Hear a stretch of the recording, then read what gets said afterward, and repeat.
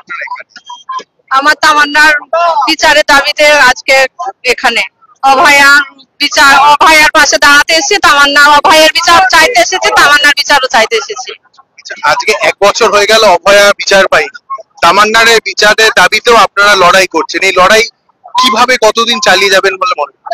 আমি শেষ দিন পর্যন্ত চালিয়ে যাব। যতদিন না আমি আমার মেয়ের তামান্নার বিচার পাবো ততদিন আমি লড়াই চালিয়ে যাব।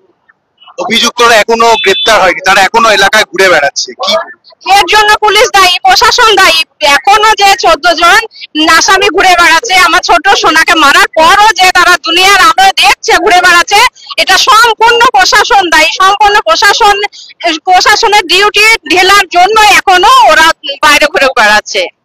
আপনি তামান্নার বাবা, এই লড়াই কিভাবে চালিয়ে যাবেন?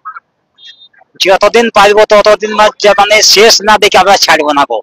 যতদিন আমরা চালিয়ে যাবো, কিন্তু লড়াই শেষ না করে আমরা কিন্তু ছাড়বো না।